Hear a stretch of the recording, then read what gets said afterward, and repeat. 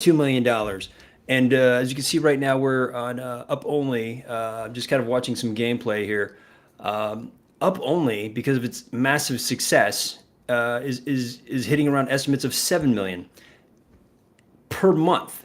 This is the mental part: is when you create a map on Fortnite, you take part in profit participation within the royalties, the V Bucks, all these sales, and we'll go over some more details as we kind of comb through this in preparation for what could be the biggest Web3 version of this in terms of participation in a map with Oniforce in about 20 minutes here. So I wanted to jump in really quick and kind of give you an idea of why you're hearing a lot about Fortnite. And suddenly it's just like, oh, well, these projects are coming into Fortnite.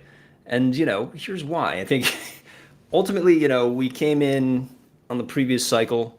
We talked a lot about metaverse. This cycle is called gaming because now that we just set up games within the metaverse. But the big problem here, guys, is that metaverse is largely empty, and I think that's sort of the things.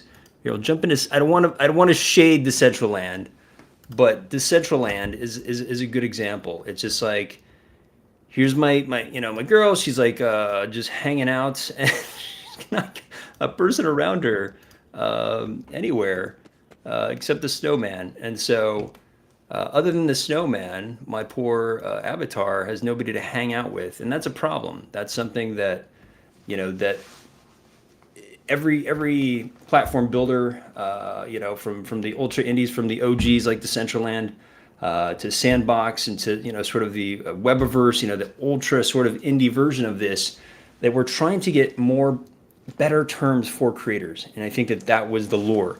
That was what we were drawn to. Oh, cool! I can get a piece of land in the Sandbox. I would own it, and it would be my NFT, and it would be immutably near Snoop Dogg, and this would be a great opportunity for me to create an experience. And from that experience, I would get paid in terms of time that people spent on my platform. And so Fortnite's just taken a page and said like, oh well, we'll just do that then, powering the creator economy, and doing so in a big way. Fortnite is obviously the largest game in the world. I think by far. I don't. You look at sort of the graphs of participation, especially on a monthly basis, or even just when you show up, you see hundreds of thousands on a slow day at a time in these maps. And the revolutionary thing here that they released a couple months ago was the Creator Island map creation potential. And so let's jump into the home creator portal and get a quick brief overview of what that looks like. So to become an island creator, you just go to create.fortnite.com and you sign up to apply. And once you sort of get past a bit of the rigmarole, because there's a whole issue of payouts, etc. So you have to KYC like hell. They have to have your tax info, all this sort of thing, to be able to pay you properly per the government's wishes and demands. And so, and then that's the thing too. It's like when you have this, there's requirements. There's such gatekeeping here. It's that's the trade-off, right? We're like, hey, like I want to jump into this thing and I want to be like making all this money that other people are making. I can come up with a game that goes up only. How about down only? So you try and come up with your spin on things, but you jump in here and you're like, oh, okay, this is very traditional in terms of its payout structure, in terms of participation, gatekeeping, KYC, and giving control. You don't own the land necessarily, but I will say there is an ability to seemingly sell and transfer island ownership, which I thought was interesting, because they have to coordinate payments, and so they've worked out terms in which if an island is transferred in terms of ownership, that those payments can go to the right party. And so don't know specifically what they're utilizing in terms of technology to actuate this, but clearly this is their platform. They have terms that the legalese is so deep, and you can kind of get an overview just from a blush overview of what's going on here at this website, and you can kind of get an understanding. It's very, very straightforward, to be honest, but there is just a lot of centralization into this, but they're powering creators to host their own maps, and that's part of how hard it's been to develop, Decentraland and Sandbox, and just trying to get everybody there. They thought by having ownership, people were building nice things, and clearly, when you go to Decentraland, it's nice things, but there just still is nobody there. And so when you are then having the world's biggest game, then you have leaderboards. You have this ability to find and to have discoverability. That's what Twitter's doing for us right now. That's what I'm doing right now. Pop me out. Like, if you're on desktop, you can pop out that little square and the arrow. That is, as you're scrolling, you're like, oh, hey, Minty is jaw jacking on something.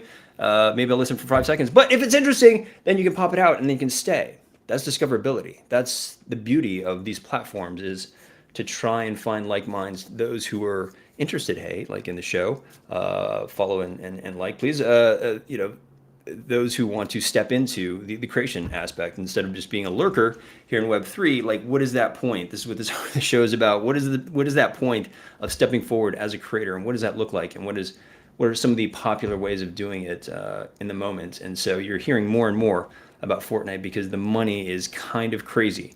And there's other ways of making money, obviously, when it comes to media. That's why you tune in here as well, because there's definitely anytime you have media and every time you have eyeballs, you then have a media business, which I know concerns advertising. That was a big thing on Sandbox for a hot minute. It was just like I could sell even just my map overview. Again, discoverability. My map overview could have a logo, and so a lot of Gucci, etc. Like you go and like there's this huge logo, there's this huge picture of Snoop Dogg, and I think Aoki took his down. But like there's we won't say for why, but like there's an ability to have a billboard in these worlds.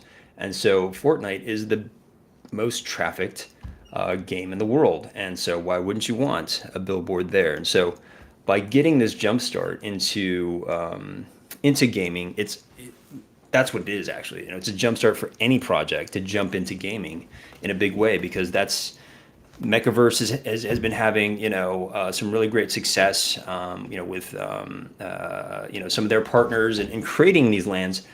But then again, you're very siloed, and so you're there, and like you bring your community. What's up, Fiat Lux fam, and like all those 3D projects, Volts, etc. That we come together and we have these meetups. But it's just us, right? And that's cool to some degree. But what if that was also in service of goosing the numbers, so that suddenly we appear in this leaderboard? We have a lot of people suddenly show up. It gets into this discoverability mode where other people can jump in, because anybody can do that. Oh wait, somebody was just there. Did you see that, guys? Somebody was just there live. Let me see if I can track them down. Somebody just ran by. The one person ran by in this metaverse in Decentraland. Maybe it was just a non-playable character doing rounds. But this is the challenge. Like, somebody worked really hard in creating all this. A lot of money has gone into these, buying these lands, decking these halls out, and then at the end of the day, there's nobody here, and so, to be fair, you do have to have, I could go into, say the Oni map, and still have that feeling, perhaps if I wasn't showing up there at the event. And I think that's part of, you have these events and then more people show up, clearly. But what's great about something like Fortnite is you have discoverability at any time, just like this. But you also have gameplay modes, and so you can just jump in and have some sort of engagement, instead of here where I'm just kind of lurking. I mean, there's of course the casinos, but just like I play in Solana. That's gambling enough. So and see, look at this, very nice experiences from the Banco de Chile, and you can have these types of engagements, but again, you're setting these up for yeah, it's just, this is their experience, and how interesting is this? What does it do, etc. You can continue on, but we have a lack of community, and I think that this is what the real fire starter is for using Fortnite, this instant platform where I don't have to have a dev build me this out. I don't have to have all these things. It can be pretty simple when you have the right tools, and it seems like Fortnite is giving you like the right tools to build out something, to begin to experiment with it. Kind of like an Unreal Engine style of build, where it's just very simple. You kind of pull in these assets, but you can then personalize them and make them about brand. And when you have a really good brand and story, I mean, I'm looking at you, Renga. I'm looking at like a lot of great projects that have fantastic lore, but they don't have the developmental capabilities. I guess maybe Renga does with Yuga, but it's like a friendly partner. But there's a lot to be said for those that don't have those connections, those devs sort of at their beck and call, and be able to. I think Mechaverse is a great example. Just taking their community and putting them into a specific world. And so then kind of begins, somebody's going to start creating in that community. Hey, if this is a thing, it begets the creator community begets creator community. So you have this world that suddenly like somebody in that community can say, oh, I'm going to build out the skins, and they can sell those skins. And so you have this this really interesting way of tapping into this this powerful economy, and the payouts again are quite good. I mean, granted, we're talking about upwards of 50, 60,000 people go into Up Only, like on a daily basis, on a continuing basis. And so that's significant. So to get to that $7 million a month, that's significant. I don't know what the payments stagger out to be in a per thing is yet. I don't think anybody does, but I think it's sharing in this economy, which they've apportioned roughly 40% according to the data and the paperwork that they provided. And that's significant. That's a lot of V-Bucks, a lot of these things that we're paying into when we're playing, going back into the creator economy, which allows us to then pull as creators and utilize. And so it's just I know I'm getting close to game time, if you will, for Oni4. So let me jump right into what they got going on as well. And so you have led by fellow Trojan Juju Smith-Schuster, which is super awesome. And the schedule here is here. If you don't already, follow Oni4 on Twitter, 0N1 Force, and you can join along today. And that's the great thing about these maps is you can get down here this 12-digit code, 1127, etc. You can just enter that code and then jump into this map. You might not all get into the same version or scenario of it, but you'll be queued up and then put into the same map, just with different players. And so they've figured out a tournament style of doing this with some really great guests. Sammy Ariaga, what up, Sammy? Is going to be in there. I think I saw Crypto Stash is going to be here. Legend.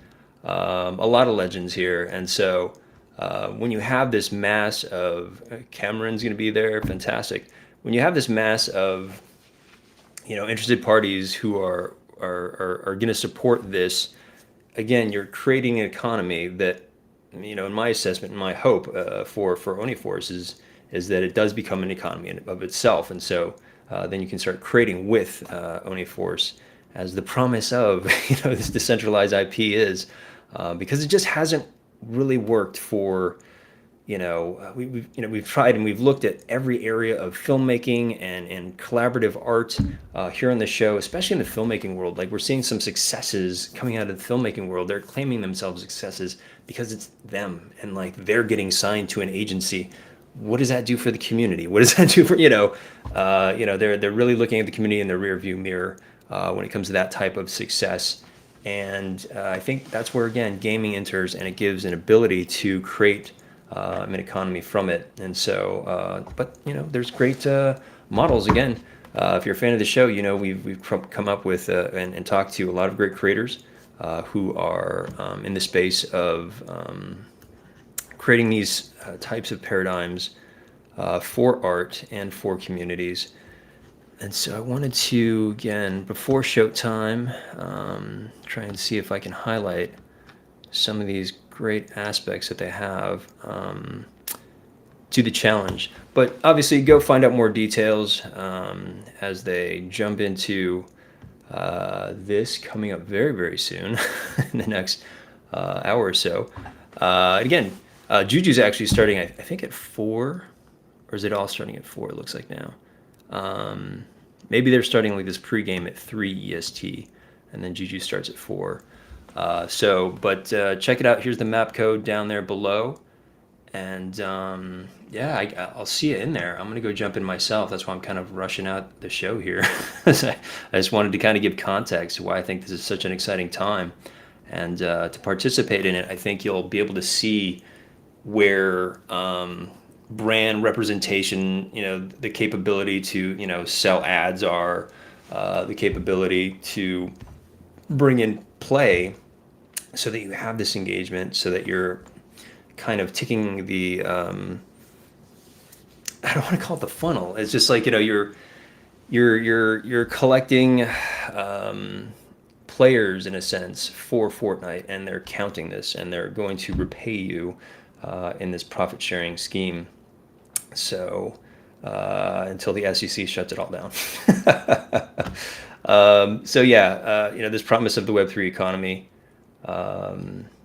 And Fortnite, this is such a big move, and I think this is a leading move, and I wanted to try and cover it because I think that this is like a great way to take an IP, and instantly, it's like you don't even have to have a major project. If you just have like a really great IP idea, this could be your jump start. You could start this before the NFTs. You could use this in combination to host a place, because that's the idea of the metaverse is to have a place that's like social media, that's gamified, that's we can see each other at, and it's fun. That's at the end of the day, we're talking about like how to make money with it and how to actuate transactions with it, and at the end of the day, it's fun when you experience this. If you followed the show, you followed me through first and second trip and all of the metaverse sort of explorations that we've done. Early Bay C, and I said Bay C. Thank you very much. Very, very English of me. But those early days with Bored Ape Yacht Club, doing a Decentraland. What does that look like? And it just had a bunch of casinos. It was empty when we went, and it was just. It wasn't the thing, but once you start seeing these events surrounded by these, then you can start to see, okay, great, I understand that, and hanging out with my friends, and then the power of that being that you could create this, experimental, universe or experience that allows others to sample and discover as well. And if it's fun, and if you are creative, you can create an environment that keeps people there and exposes your brand. Really as much as Twitter, and so thanks for liking and following. Appreciate you guys, and we'll see you on the next one.